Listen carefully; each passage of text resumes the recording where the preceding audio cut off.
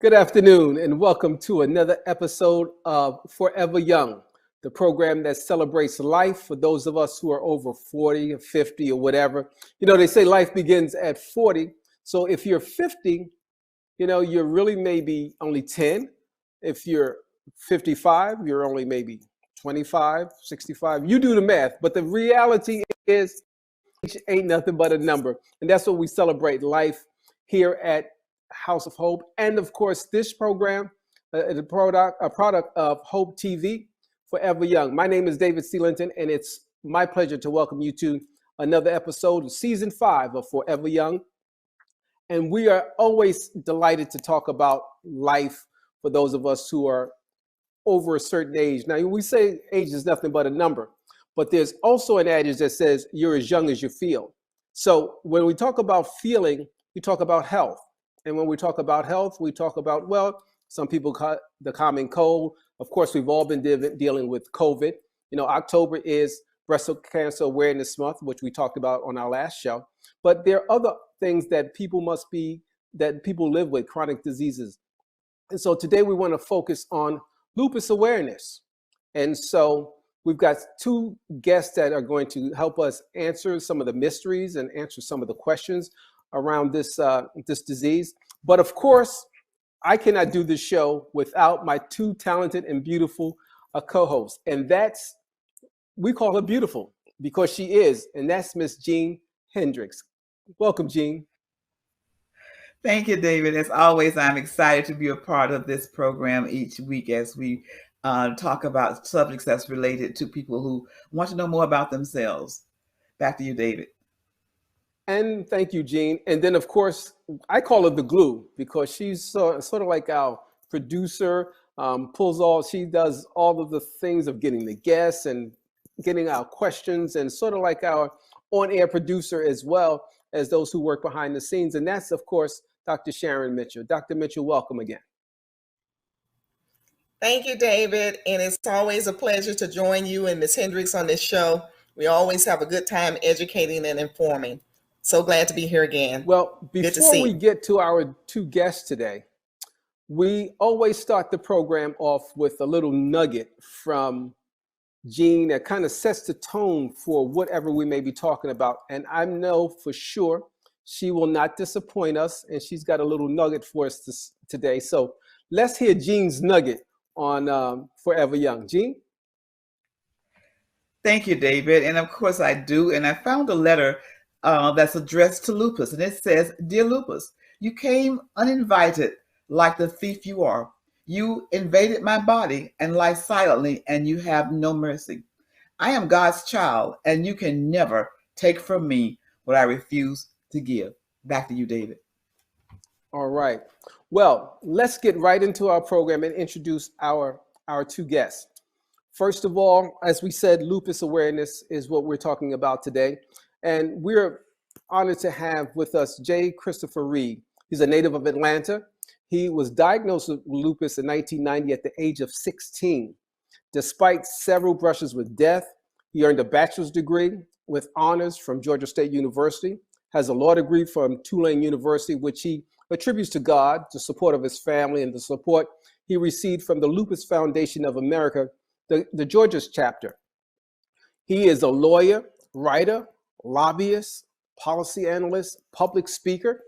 He has served the public and private entities as a clerk to the Honorable Brenda Hill Cole State Court of Fulton County and clerk of court for the Magistrate Court of Rockdale County, and several law firms for a total of 17 years. His passion, however, is in public health policy. He owns Reed's Consulting, LLC, a consulting firm which specializes in policy development. And we want to welcome Chris to our show. Chris, welcome. Thank you, David, for inviting me to this show, and thank you to Forever Young for certainly this invitation and recognizing that lupus is certainly a condition we need to really understand. Okay. And our second guest is, well, she's one of our own. She's a phenomenal lady. I've gotten to know her. During COVID, when everything shut down, one thing that didn't shut down at the House of Hope Atlanta is our ministry and our caring for our congregation, even those who are sick, shut in, or whatever. And I've had the opportunity to work with our next guest, Minister Pamela Hicks. She's a wife of 26 years. She describes herself as she's a master cosmetologist. She's a licensed instructor of the gospel. She has a BA degree in Christian theology from Life Christian University. Her title is Minister of Congregational Care. And that's how I got to know her, because she does such an excellent job. And when I actually saw her name on this program, I was amazed. You don't know what people, what they have, their journeys, and what they've been through. And so she's a 12-year survivor of, seventh lupus.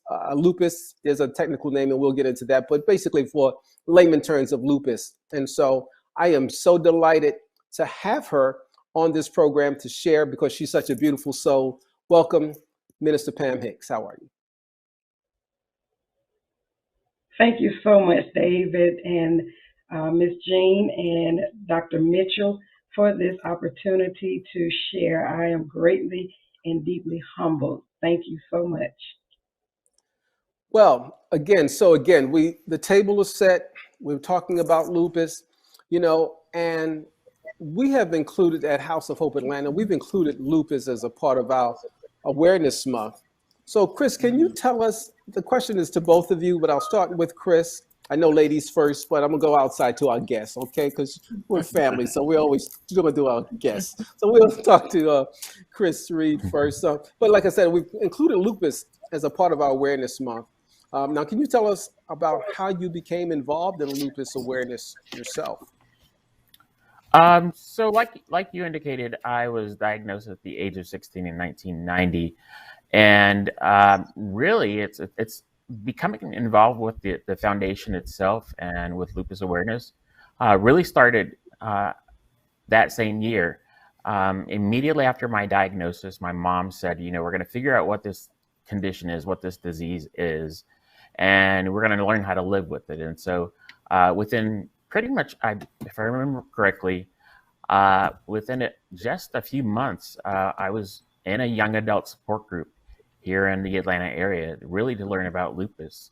And since then, through my journey over the last 31 years with the condition, I've really decided that I really need to give back to the chapter that really helped me get through college, get through law school, and get through life. And so I love to do what I do with the foundation. I love to be a volunteer. Well, before we go to the next question, we've talked about lupus. Explain, what is lupus for those who don't know? What is it? So lupus is a chronic autoimmune disease that affects the immune system. And it basically, in layman's terms, I always like to tell people that individuals who have lupus are essentially allergic to themselves. Their own immune system attacks healthy tissue as if that tissue were foreign matter, like bacteria or infection. And so it typically attacks the skin. It can attack the skin. It often attacks organs for people who have systemic lupus. It can attack the joints, the muscles, and certainly the blood vessels. And so the more common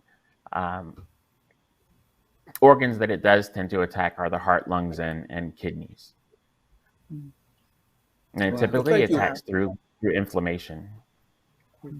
Yeah, thank you, because I'm sure so many people will hear this and we talk about it for people to really understand what it does.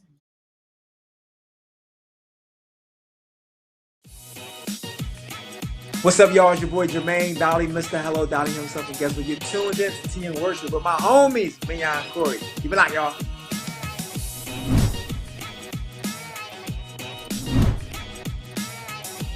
Hey y'all, it's Candy West, and you're watching Tea and Worship with Mignon and Corey.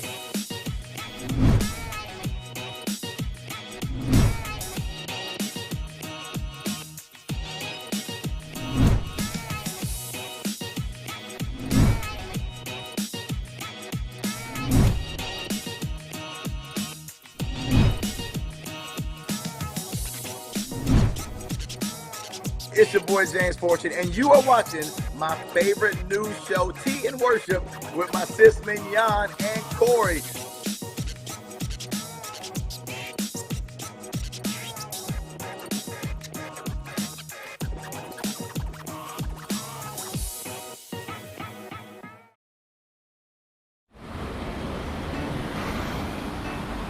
Hey, let's check out this park.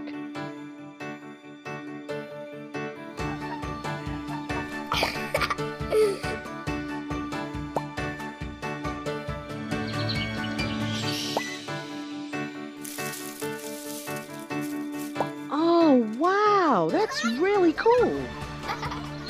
To find a great local park or forest near you, go to discovertheforest.org.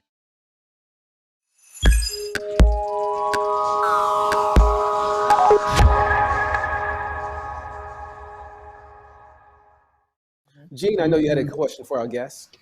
Yes, I do. I'm going to ask Chris this question also. Tell us about your volunteerism with the Lupus Foundation of America in the Georgia chapter, in case there are some of our listeners who may want to volunteer for that particular organization. Yes. So I have been a volunteer pretty much since 2004 with the chapter, and the Georgia chapter provides services, support, education, resources, and it actually conducts research and development projects as well as it relates to lupus, as well as lupus patients and their caregivers. I've done a number of things. I am the advocacy chair for the chapter, which means essentially I work on all policy-related matters related to the chapter. I also am the support group leader for the Brotherhood of the Wolf, which is our support group specifically for men living with lupus. And in fact, it's the first support group for men living with lupus in the entire world. We started that about 11 years ago because we felt that there certainly was a need for men to really discuss their condition. And the reason why is that 10% of patients living with lupus are in fact men. So it's very rare in males. And so I thought it was very important that we really started a support group to really help people. I do work on a number of public health projects as well. I run a program specifically designed for school nurses. Because I was diagnosed at 16 and probably had lupus since I was 8, I have found, and as well as the colleagues that I work with on this project, that it's very important that we tackle lupus early on. Lupus, unfortunately, can cause someone to die. We do find that lupus does typically occur between the ages of 15 and 44. And so if we can certainly diagnose lupus at an early age, we believe that we can improve patient outcomes overall. And so involving nurses, school nurses, is very important to the journey of particularly of a student living with lupus. One other question before it gets to Dr. Mitchell. If I wanted to be a volunteer, can anyone volunteer to help your agency, and if they don't have lupus or don't know anything about it? Is that possible? Yes, of course. So to volunteer, we need volunteers year round to work in the office. Of course, that's limited right now because of COVID. We typically have a walk every year, so we need volunteers for those some of our education programs, some of our research programs. We actually have events around the state during normal times outside of the pandemic that we're dealing with right now. But to find out more information about the chapter, you can go to lupusga.org, and you can call us at 770-333-5930. Okay, thank you. So I like to pick up a little bit, Chris, regarding your journey. You talked about only 10% of cases for lupus are men. And in having a conversation with you, you talked about having been diagnosed in childhood, but there was some misdiagnosis first. Can you talk about how people typically get diagnosed and why we seem to not understand the disease in terms of making the diagnosis? Sure. So I I'll tell you about my story a little bit first. As indicated, I lived with lupus since the age of 8. I lived with chronic headaches for most of that period of time that were diagnosed as migraines, but they really weren't migraine headaches. They did not have the classic symptoms of a migraine headache. I had them on a pretty regular basis, almost several times a week, which meant I missed a lot of school because they were certainly very difficult and very detrimental headaches. Also lived with muscle problems, some muscle spasms in my abdomen, and dealt with a number of other unusual illnesses. And really, for a lot of them, the doctors really couldn't understand what I was dealing with. And certainly it wasn't until probably the age of 15 that I really began, lupus really, basically what we call it flared up, which means it went into a really active state. Lupus is really difficult to diagnose it because every patient is different. My friend Pam, she may deal with certain symptoms as it relates to lupus, and mine may be completely different. Her journey may be different than mine. And so doctors typically really have to look at the patient as a whole. It on average takes 4 to 6 years for a patient to be diagnosed with lupus. And typically patients see about 6 doctors on average to really get a final diagnosis. And particularly for males, it can be even more difficult because it's so rare and doctors are not really looking for lupus. It's kind of the last thing that they look at. My case was very severe. I was in intensive care when I was finally diagnosed. And even so, we had an infectious disease doctor that came in and took over my case. He tested me for everything under the sun, some very embarrassing tests, some tests that really someone at the age of 15 wouldn't normally, or 16 wouldn't normally deal with. But finally he figured out that I had lupus. It's a disease that mimics other diseases. And so oftentimes as patients, we are really, we're dealing with different things. And so a typical diagnosis really requires that the doctor who's involved look at a patient's entire history, because you may see that they have one condition or symptom at one point, and that may not concurrently deal with another symptom that a patient has. And so it's a complex, very complex disease, one of the most complex conditions out there.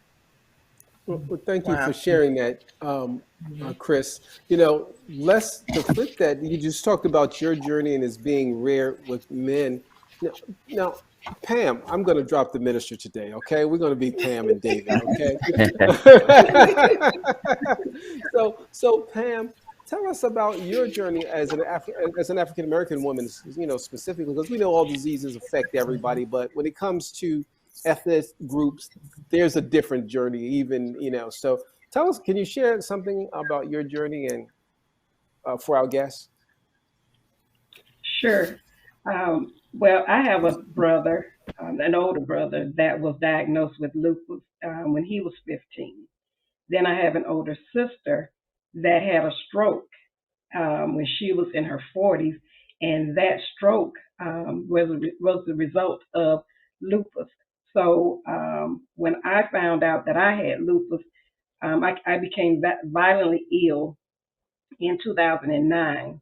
And doctors, kind of like what Chris said, they ran all kind of tests, and it left him baffled. And so back then the swine flu was out, and so they just gave me some Tamiflu, because I was so severe. I had headaches, fevers, a fever that wouldn't go away. I used to suffer from blood clots and didn't understand why my blood would clot.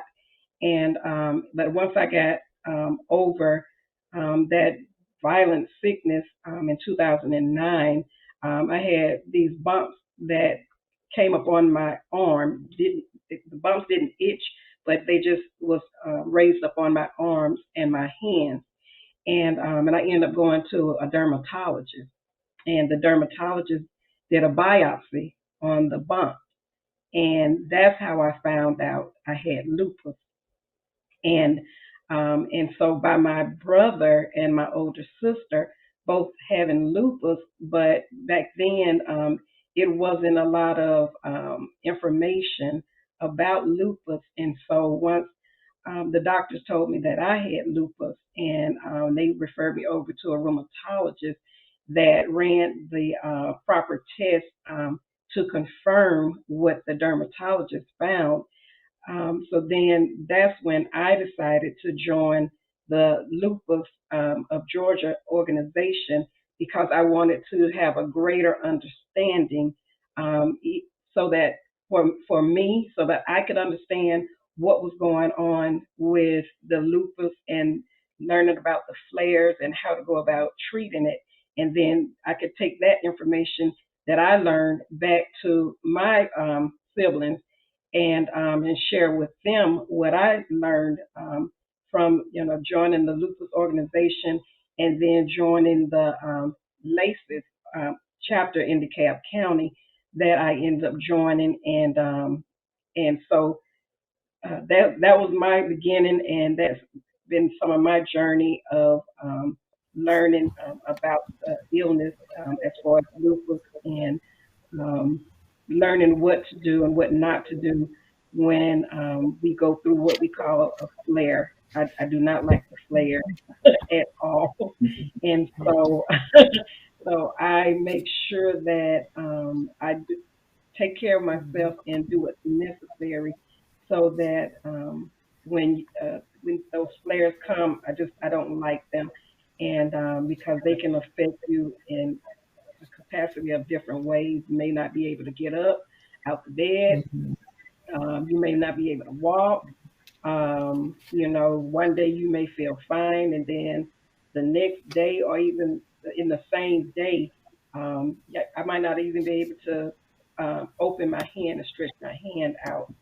So I went from being diagnosed with carpal tunnel, and that wasn't it. I was going through what they call a flare, and so I just needed to have a greater understanding of how to maintain a normal lifestyle and deal with the lupus at the same time.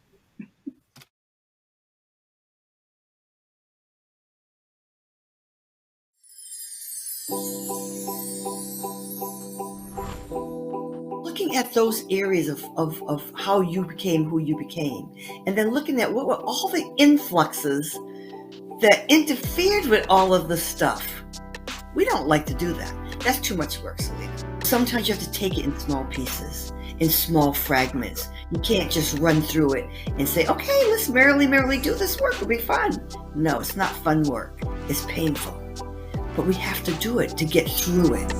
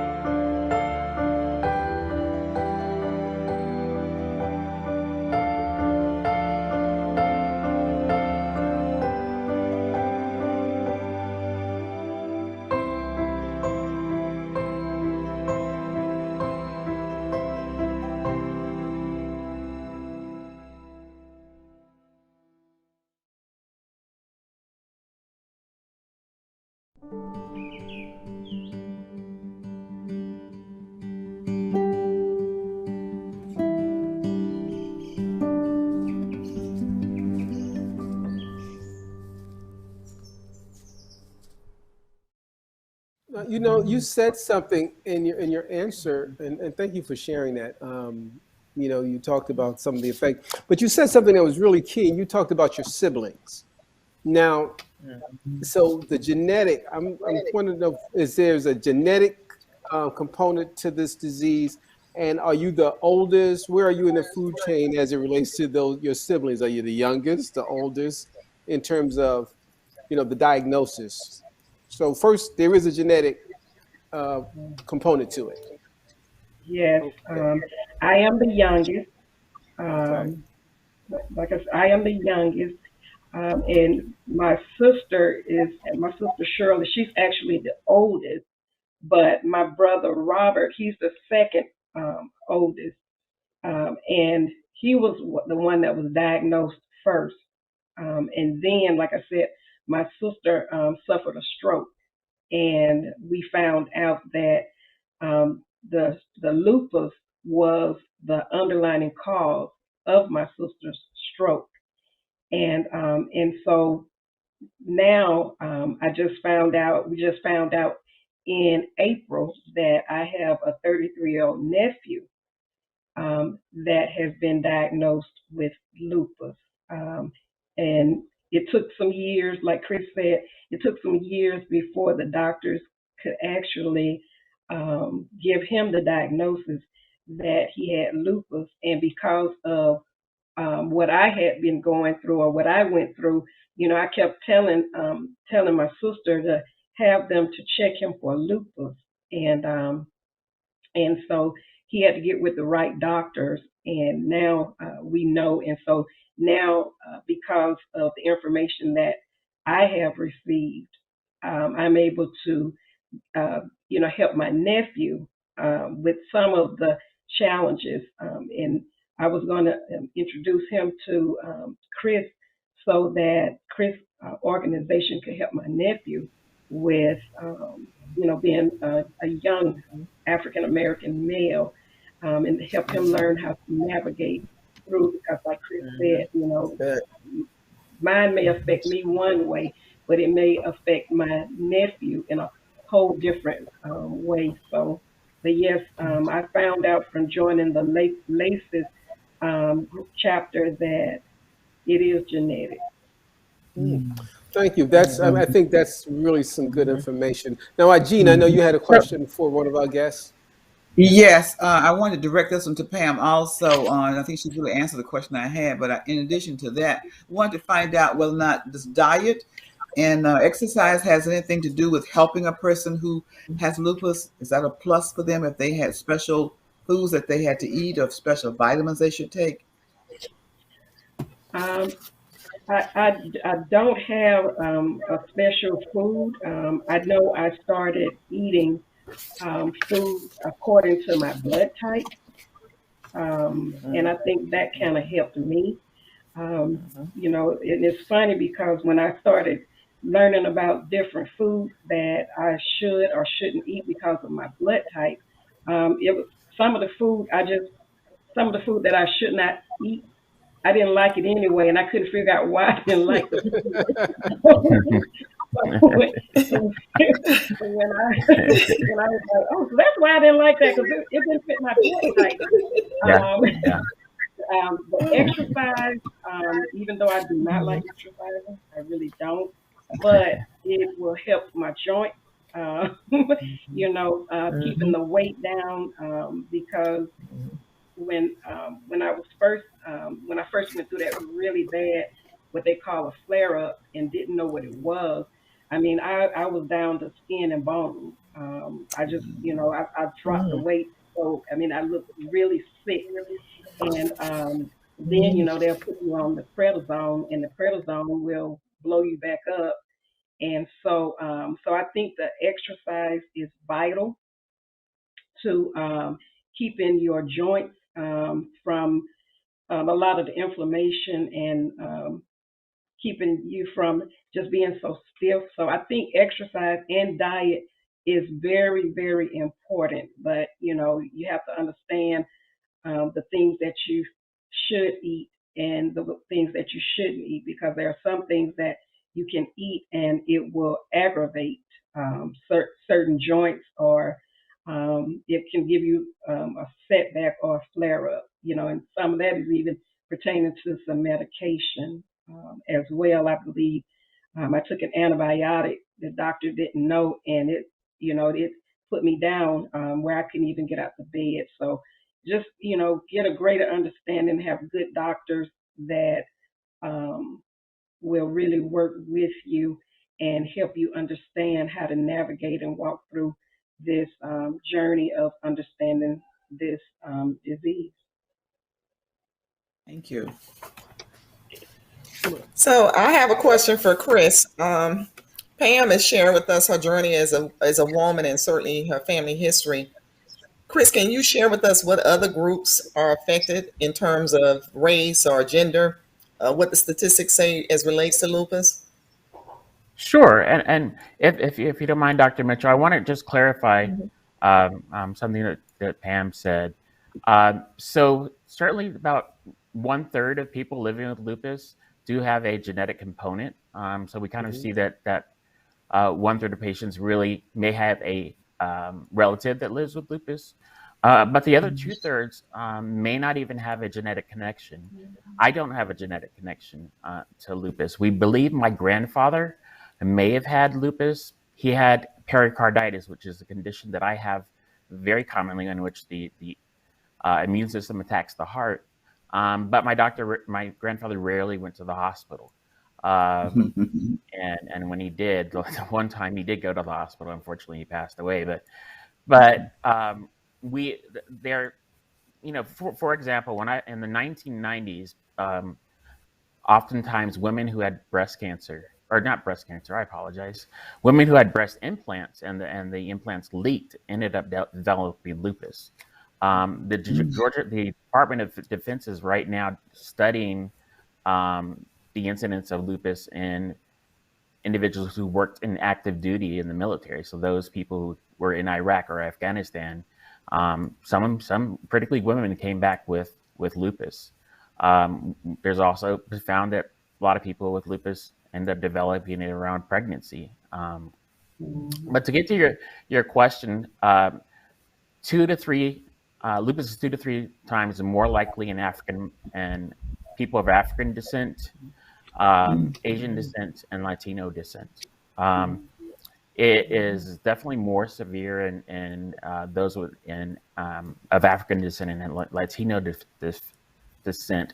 Not sure if it's because of a component within the body, or if it deals with our social disparities or health disparities, in which we're essentially those two groups tend to have less access to healthcare. Lupus is, as I said before, 10% of patients are male, so 90% of patients are female.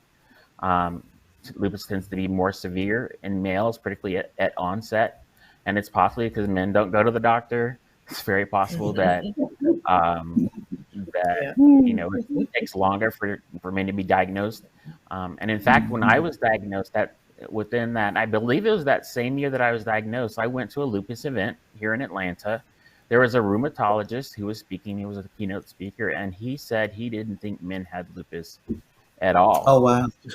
Wow. And I remember sitting next to my mom and my dad. I'm like, okay, why are we here? What's going on? And and I said, yeah. And that was some of the research back then, is that we had something else. Men had something else, that we couldn't have lupus. No way. And still to this day, lupus is considered a woman's disease. Wow. And it's not uncommon for me or any of my guys in my group to be in a room and be the only male in the room living with lupus. Not uncommon. Wow. You know what? Unfortunately, we're going to have to put a pin right there. But the conversation is so invigorating and so enlightening. I'm going to, if I can ask Chris and Pam to stay over so we can do a part 2. We have a time slot. We got to fit the 30 minutes, so we got to get the information in. But we know that there's a wealth more of information. You guys are such great guests. So if we can say, we want to just hang on, and we're going to do a part 2 for our viewing audience. We thank you for checking in every week for Forever Young. As you say, since we've started season 5, we've really been trying to delve into things that are important about your health, especially as we're living with COVID and all this thing, because the whole world's been thinking about COVID, but we forgot about Yes. everything else we was dealing with. Right. And so we're Yes. trying to recalibrate ourselves. And let's look at the other thing instead of looking at the whole. So we're going to ask Chris Reed and Pam Hicks to come back to us. I'd like to thank Gene Hendricks and Dr. Sharon Mitchell for always sharing this platform with us. We'd like to thank our executive producer, Dr. E. Dewey Smith, for the vision for Hope TV, Benton Atlanton and the media ministry, the media team for creating this whole forum, and of course, our producer, Tammy Tappan, for always making us look good and sound good. And so on behalf of that whole team, until the next time, remember, age ain't nothing but a number, and you are forever young. I'm David Sealinton, and we'll see you again next week. Bye now. Bye-bye. Bye-bye. Bye bye.